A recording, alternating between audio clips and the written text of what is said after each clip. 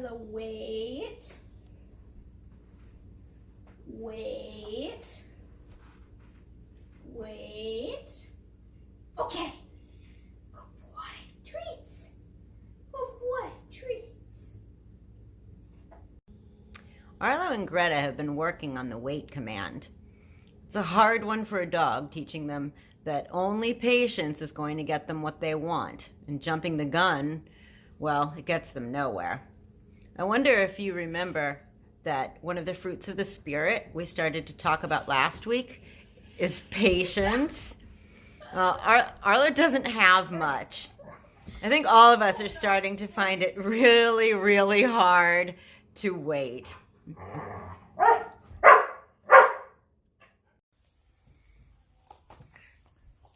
How many of you know this Dr. Seuss book?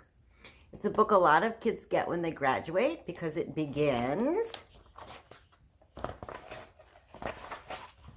Congratulations.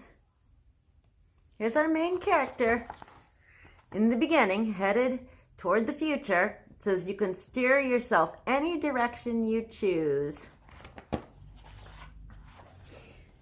Even when he approaches strange streets and new places, he keeps moving forward. He says we can get hung up or we can get in a slump, but he keeps moving forward until, that is, he arrives at the waiting place. Here's the waiting place.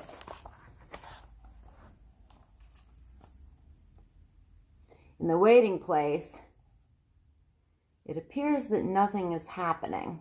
Look, everyone's just waiting. What are they waiting for? Well, it says they're waiting for a train to go, or a bus to come, or a plane to go, or the mail to come, the phone to ring, the snow to snow, or waiting around for a yes or no, or waiting for their hair to grow, waiting for the fish to bite, or waiting for wind to fly a kite, or waiting around for Friday night, or waiting perhaps for their Uncle Jake, or a pot to boil, or a better break, or a string of pearls, or a pair of pants, or a wig with curls, or another chance. Everyone is just waiting. The waiting place. It feels a lot like where we are now, just waiting for life to return to normal. Of course, the story doesn't end here. The story continues. Somehow you'll escape all that waiting and staging. You'll find the bright places where the boom bands are playing. And interestingly, the last page begins the same as the beginning, because we will move forward again. But right now, you and I and most of the world are all here in this waiting place. Even though we're waiting, we're still moving and growing. And you know who else is here in the waiting place? God is with you in the waiting place. Think of it this way. God is in your pod.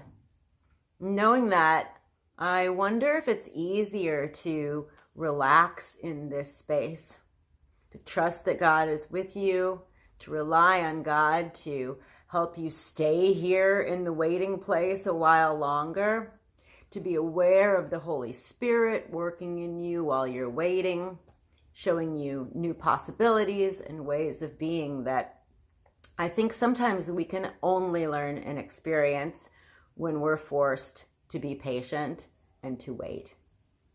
And when we leave and move forward again, which we will,